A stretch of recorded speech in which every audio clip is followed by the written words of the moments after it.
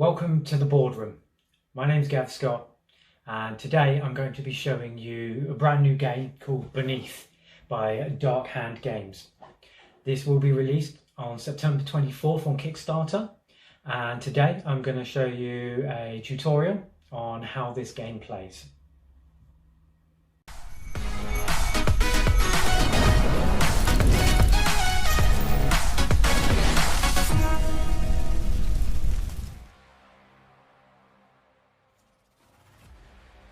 So here we go.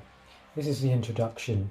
So Beneath is a game of adventuring through a series of ancient mines in search of treasure, to buy new abilities and equipment and find pieces of ancient scrolls, 4 of which will map a new part of the King's Gift and win you the game. You must overcome not only the dangers that lie beneath the city, but also the dwarves who would steal what is rightfully yours. The setup. First we'll just start with the baseboard, which you can see is there, and over that will be the overlay, and then we have a complete game board like so. Next up is we have these lovely map cards, and they come in 4 depths: level 4, level 3, level 2 and level 1. So, for the beginning of the game, what you need to do is you need to take the top one from level 1, and then it's got a key down the bottom, a fire, granite, rock, and then the stars. So only on this map we only have rock, so I have already set that up, and then we can put that to the side. Right, next what you need to do is sort the tokens out. There are a lot of tokens, which is always a good thing. And again, here it shows us what tokens we need to place in this Beneath bag or cup, depending on what comes with the final product. So here we can see that this represents the value of gems. So we put 6 0 value gems in, 4 1 values, 4 2 values, and then there's some different kinds of gems there as well, and then 2 X's go in. So once you've done that and you've got your bag, next up to do is sort out the shop. So there is a ton of stuff available in this game for these dwarves to take beneath the city. I've sorted them out into footwear, armor, shields, potions, kind of magical stones and stuff, some throwable weapons, and then sort of some other stones and bits. What you want to do is you want to place all your kind of terrain pieces around the board. I've got them off shot at the moment, but you want to have them in hand, and then each player wants to choose a dwarf. So I have gone for Errol, the hero. So you need to set up his board. You need to find his health tracker, his armor tracker, and his speed tracker. And if you look underneath, they are very clearly marked. Okay. And the opponent will do that as well. I am going up against the miner. And then you want to get the monster boards and put them to one side. So there is a ton of different monsters in this game. There is a lot down there. Next up, what you need to do is each player takes 10 gold pieces and places them in their bag, which is there, like that. And we'll do the same over there. Next thing you need to do is you need to grab this crystal and place it on the crystal track on the number 1 spot, and this will track how hard the monsters get throughout the game. And then you choose a starting player. Here we have the dwarf player board. So first up we have the dwarf's name and class, which is just up there. You can see we've got Errol Hammerfist, and his class is hero. Now, each hero comes with its own set of cards, and so we have some axes that he would have. They have a starting cost of 5, and then they go all the way up to 65, and they become really strong. Different tiers. They also, each dwarf comes with his own set of skill cards as well, which also have costs in the bottom left there, and different tiers. Next up is the life points, which is here. So you can see that we start with 7, and there is the opportunity to go higher. Over to the right is the armor, which starts at 0, and then we have the movement points as well. So the starting movement points are 2. We have a slot for armor. That's where some armor cards will be placed if bought from the shop. There we go there, and that, and then they can give you, so this one will give you 3 additional armor, so you would move this track up by 3, and they're pretty self-explanatory like that. And again, the shop shows, and they go up in price to some really awesome looking stuff with some great abilities there as well. Same for here with the shields. Any weapons purchased go here off the side of the board. Down here as well, we've got where the skills would go, and down at the bottom, this is where the boots would go, and then we have the item slots. Okay. Here is our backpack, and we can hold 1, 2, 3, 4, 5. Each dwarf is different and can hold different amounts of things in their backpack. Off the side here is the leather pouch, which you can purchase from the shop, where you've got the leather bag here that costs you 5, and it means you can hold some more items. And also underneath that here, we've got a treasure chest, where more things can be placed as well. So there is room for improvement on the amount of things that you can hold. That is the dwarfs board. Then we also have the monsters board as well. So this is one of the monsters. It's the Stalag Troll, and pretty self-explanatory. So here we have attack dice. So he will roll 1 red attack dice. These dice are lovely. Obviously, bear in mind again, this is all prototype stuff. All right. We have the monster's name as well, and then we've got some special abilities that we have for each monster. And then down the bottom, kind of like on the dwarf, we've got its movement points. We've got the loot that it will be carrying. So if you kill this monster, it will give you 20 coins and a white gem. You'll notice there's spots for other things. That's because if this monster knocks your dwarf out, it will take some of your stuff that you were carrying as well. And then we have its life points. So the Stalag Troll is 12. Now, that is the monster board, nice and simple. Okay, so we've had the setup. You've seen the monster boards and the dwarf boards, and had a quick look at the shop as well. So playing the game. Players explore the uncharted tunnels beneath Stonewatch across a series of rounds. These rounds can each consist of the following stages. So number 1 is a map setup, which is what we've done here with this that we used. This opened up the gateway tunnels, and then it has a nice paragraph there of flavour text about where you're heading.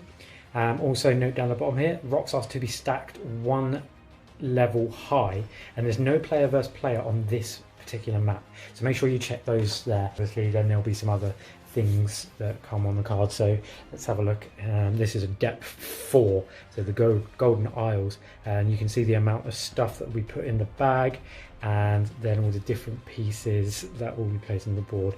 And then here you can see rocks are to be stacked 3 levels high, and walking on the fire deals 2 damage to life points as well. So all the information is on those cards for the setting up of the map. With the beginning, you will just take a depth 1. If you actually have just completed a map, then the starting player selects a new map card from the top of the map deck to explore this round. You can read the description. Now this must be either 1 depth level higher or lower, but not the same depth level. Dwarves need variety. So you can't, if you've just completed a depth 3, you can't do another depth 3. You'll have to go 1 higher or 1 lower to a depth 4 or a depth 2. Second part of each round after the map has been set up is the purchasing round. Now the starting player takes the first turn purchasing new weapon items, new skills from the merchant's store, followed clockwise by any remaining players. After the first round, this gives an advantage to the players who left the previous map first. During the first round, all players must purchase a weapon. You can't expect a dwarf to mine with their bare hands, so you've got to pick up something. So as I said before, each dwarf comes with its own set of weapons to use, okay? So remember, you had a starting money of 10. So here we could purchase this wooden axe. If the Dwarven hero misses, then you may reroll 1 blue dice, and you can see that this rolls a blue dice for its attack. Or you could go up to a tier 2 weapon, which rolls or pink dice. If the Dwarven hero hits a rock, he may pay 2 gold to roll an additional 1 pink dice. So that's really strong. That's good for smashing away some rocks. So there's a couple of options there. Also, there are the skill cards.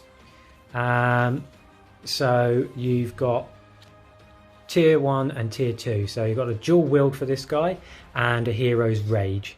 So these will cost you 10 coin. And then they have their ability on there, which you can have a look at.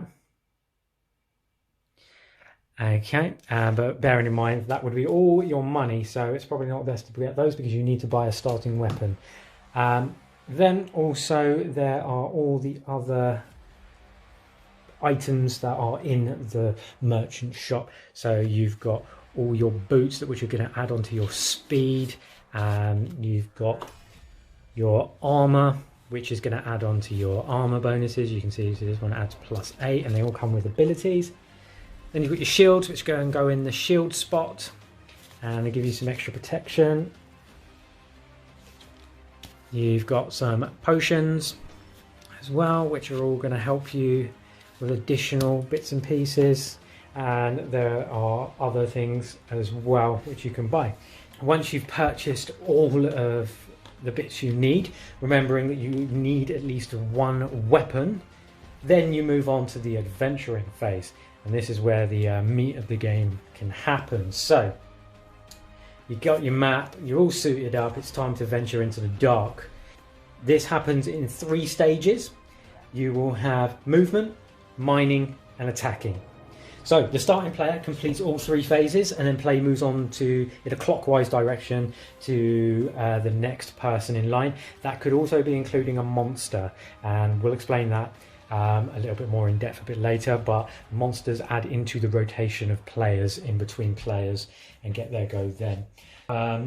First phase in the adventuring round is the movement. So like I said before, on your player board you will have your movement value. So here we've got 2. So this is our dwarf. We can go 1, 2. Easy as that. Now you don't have to move the full 2. We could just go 1 and go there. After you've moved, make sure that you orient your guy in the direction you want to face, because you can only attack what's in front of you. So we've oriented in front of this rock here. After that, there is the mining phase. We will have a look at our weapon, and we want to attack this piece of rock. So we get 1 blue dice. Okay, now these blue faces. So we've got, that's 0 hits. And so there's a few zeros. There's a 1, a 1. So that is it. So it's a very basic one. So we can only make 1 damage at a time. The ability of this one, if the Dwarven hero misses, then you may re-roll it. So if we do miss, we can re-roll it. So I will roll this. And that is a 0. So I will use the ability of the axe and roll again. And it's a 0 again. So I did not break that piece of rock in front of me. Then we would move on to the next player's turn.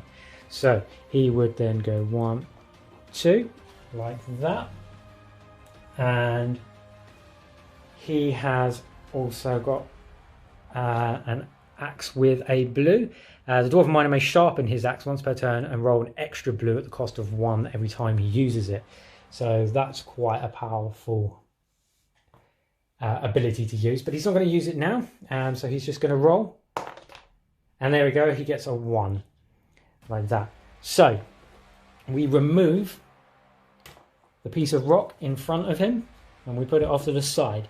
Now anytime you remove the last piece of, we go into the bag and we draw out a random token and see what was in that pile of rubble. And here you can see we have 1 gold piece. So that can go into his bag. Then we come back around to Errol, our hero. Now I think we're going to skip the move and we're just going to go straight into rolling the dice, and off it goes. A 0 again. We get to re-roll. It's a 0 again. My dice rolling is atrocious. So then we skip back over to the other player. He's going to make a move to there. And then he's going to spend that 1 coin that he just got, okay, to get an extra blue dice. And it's a 0 and a 0, so that did help him not. And that is the basics of how this is going to play out, backwards and forwards, okay, until one of you uncovers the exit. So if I was to remove this and pull out the exit out of the bag, we then have an opportunity to leave the map. Now you may not want to do that immediately. You might want to keep breaking some rocks up and collecting some more coins, because there are a couple of 2s in the bag, and every little bit helps, really does in this game. So really think about that before you want to head out. But if you feel like you have had enough and you want to move up to depth 2, then all you need to do on your turn is stand on the exit, and that will end the round, okay? And then what happens is you go back round to the first stage, which is the map setup. So the person who left now becomes the first player. I decide I want to go to a depth 2, so I draw a depth 2, and we have hotspots. So then we can set this all up, we can add all of this in. So now this skull, that is a monster. But we can also see that there's some 5s in there as well, and there's only 1 exit this time. The variety is a lot in this game, so the replayability of this game is very high. What happens if we're playing and we uncover a monster? So what the first thing you do, so if we pull a skull from breaking, let's say we broke that one and there's a monster under there, what we do is we look here at where this is. Every time you exit a map, this moves up. So 1 to 2, 3 to 4 to 5, 6, 7, all the way to 15 plus. So we're at 2 now, which is still green. So here you can see the green, and this is the line of enemies that are possibly going to come out. So what we do is we get the purple dice and we roll, and that is 5. So we look along here at number 5, and then we find the monster board. So this is this guy, the Cragtraw. You find the Cragtraw miniature, which is here. These miniatures are brilliant. Absolutely love them. They'll be great fun to paint. And we place him on the spot facing the person who uncovered him. I think the corresponding monster player board is placed to the left of the player who found it. So he would be going over here on my left. So it would be, you can see on screen there. So what would happen now is after my turn, it would then go to the monster's turn, then the other players, and we'd go around like that. So that's always going to be where that monster is.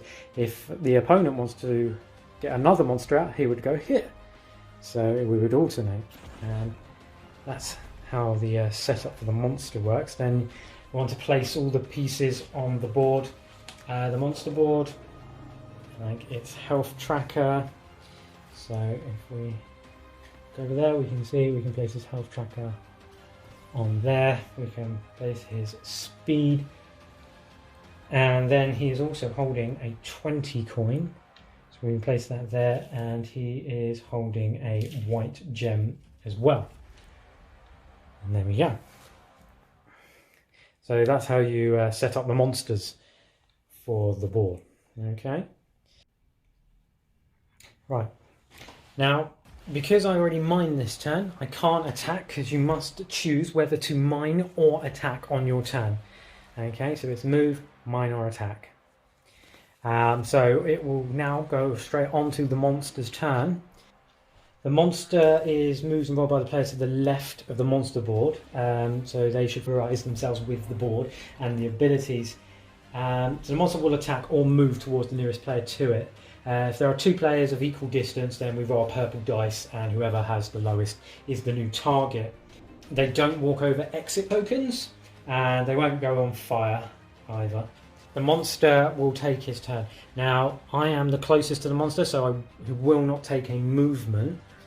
So what will happen is he will just go straight into attack mode, and he will get his 2 green. Because he's just been revealed, he also gains 2 pink as well. So we're going to roll all those. And that's actually not too bad. He got 3 zeros and a 1. So I take 1 damage. So I move my tracker down from 7 to 6 on my player board.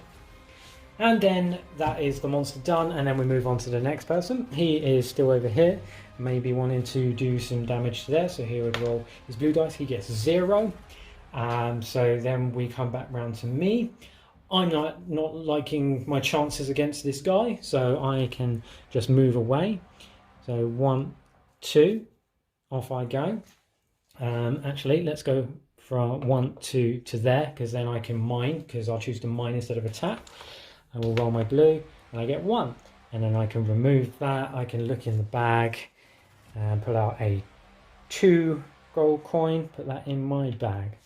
And then it's the monster's turn. The monster is immediately going to follow me, and then he's going to make his attack. And that's how the monster will now be involved in this game. Now, what happens if the monster gets you down to 0? The attacker may take either 2 random tokens from my backpack, leather bag, or treasure chest. If you find that you do not have enough room to hold these tokens, you may choose to drop 2 tokens from your loot and place them on the space. If a monster knocks out a dwarf, the monster must randomly take into possession 2 tokens from the dwarf. If it doesn't have room to hold them, then it will drop it on the space that it's standing on. Once the player has been knocked out, the dwarf is removed from the map and actually sits out for the rest of the map, and then they won't return until the next map. Okay, so that will be the next phase, the map setup and going back to the shop and stuff. If a monster's health is reduced to 0, he is killed. You gain all the loot on it, including any that the monster may have taken from killing a previous dwarf. Okay, so ending a map. So first way for the map to end is using an exit. So if the player wishes to leave and end the map, they must walk onto a discovered exit token. The adventure round then is finished, and any unclaimed tokens in the map loot are returned to the merchant token pile. So we go back here. The last dwarf standing. So as I said, the adventure round ends if only 1 dwarf and no discovered monsters remain on the board. The last dwarf standing gets a portion of the remaining map loot equal to the amount of players playing beneath. So if there are 4 players, you may choose 4 tokens at random. 3 players, you get 3 tokens, and so on. If there are not enough tokens left in the map loot pile, then you may take the remaining tokens. If you happen to find a monster token while claiming this loot, the token should be ignored. Okay, and then the third way is, of course, if there are no dwarfs left at all. We move then onto the map setup phase, and we keep going around like that. Winning the game. How do we win this game? Pretty simple. Players are searching for ancient scroll tokens. If you leave a map with one of these in your possession, you may trade it with the merchant for an ancient scroll card. So we have different ancient scroll cards. Be careful, because other dwarves can take these from you before you leave if you get knocked out. You don't get the ancient scroll map if you've not left the map with the token, either in your backpack, leather bag or treasure chest. So make sure you're holding it when you leave the map in any of the ways. Once you've collected 4 ancient scroll cards, this will chart a new route to the king's gift and win the dwarf the crown of the kingdom and all the riches the throne brings. So, how do you win the game? You need to collect 4 of these cards. First dwarf to do that wins the game. And you can see that, like on this one, there it is, above the exit there. That is showing that this level, depth 4, will have one of those scrolls in the bag. So yeah, the game will continue going around in the cycle of those 3 phases of setting up a map, going to the shop to spend your loot to upgrade your dwarf, and then heading out to try and find what you can in the rubble of these caverns beneath the city. And there you have it. That is how to play Beneath. Make sure you back this game on Kickstarter on the 24th of September. My name's Gav Scott, and this has been The Boardroom.